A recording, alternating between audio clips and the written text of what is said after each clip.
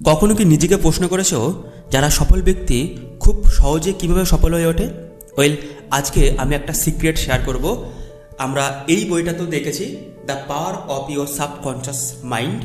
এই বইটা মিলিয়নসের ওপরে সেল হয়েছিল এবং প্রত্যেকটা সফল ব্যক্তি এই বইটা পড়েছে এবং তাদের সাবকনশাস মাইন্ডকে তারা আপগ্রেড করেছে। আমি এই বইটার একটা সূত্র শেয়ার করব এবং এটা খুবই কার্যকরী। আমি এটাকে ফলো করে 2025 সালে 7টার বেশি বই লিখেছি। এই সূত্রটা ফলো করতে হবে এবং সফল হয়ে উঠতে হবে, কারণ আমি চাই যে আমার প্রত্যেকটা অডিয়েন্স তারা সফলতার দিকে এক ধাপ এগিয়ে যাক। আমি যদি তোমাকে প্রশ্ন করি যে তোমার লাইফের সবচাইতে ইম্পর্টেন্ট টাইম কোনটি, গুরুত্বপূর্ণ সময়, তুমি হয়তো বলতে পারো যখন তুমি অফিসে কাজ করো বা জিম করছো। এই দুটোর মধ্যে একটিও নয়। সবচাইতে মূল্যবান টাইম হচ্ছে ঠিক ঘুমোতে যাওয়ার 5 মিনিট আগে যে টাইমটা থাকে, সেই টাইমটা। কারণ সেই টাইমে আমাদের ব্রেন আলফা স্টেট থাকে। বিভিন্ন রকম স্টেট আছে, আলফা, বিটা, থিটা। সবচেয়ে পাওয়ারফুল হচ্ছে আলফা স্টেট।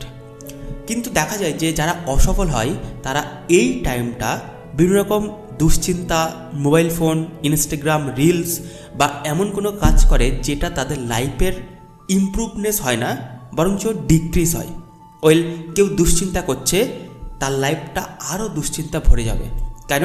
কারণ এই টাইমটা আলফা স্টেট আমাদের ব্রেন, কনসাস মাইন্ড এবং সাবকনশাস মাইন্ড, যেটা 95% ক্ষমতা আছে, তার দরজা খোলা থাকে। যখন আমরা কনসাসলি কোনো ভালো জিনিস চিন্তা করছি, সেটা আমাদের সাবকনশাস মাইন্ডে চলে যায় এবং আমাদের লাইফে সেটা কিছু ঘটে।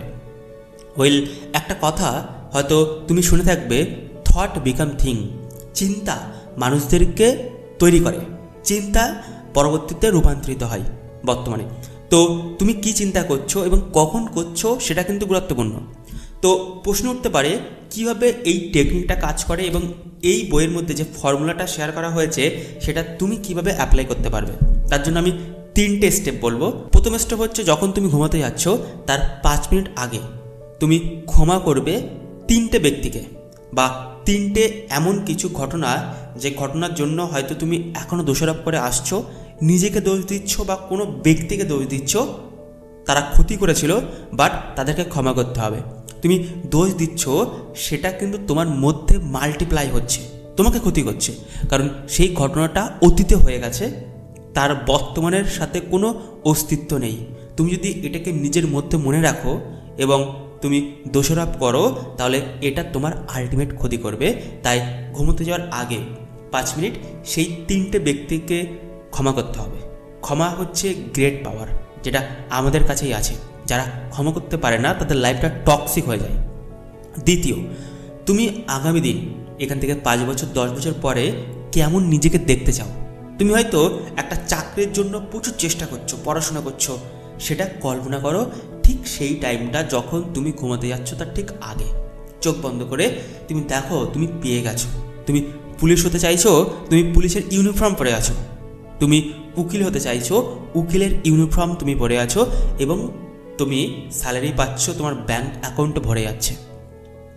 এটাকে কল্পনা করতে হবে। এবং 3 নম্বর হচ্ছে খুবই গুরুত্বপূর্ণ, তুমি শক্তিশালী হয়ে গেছো, তুমি আরও সুস্থ হয়ে গেছো, তোমার মন শান্ত হয়ে গেছে, তুমি সহজে সব কিছু পেয়ে যাচ্ছ, তুমি সফল হয়ে যাচ্ছ।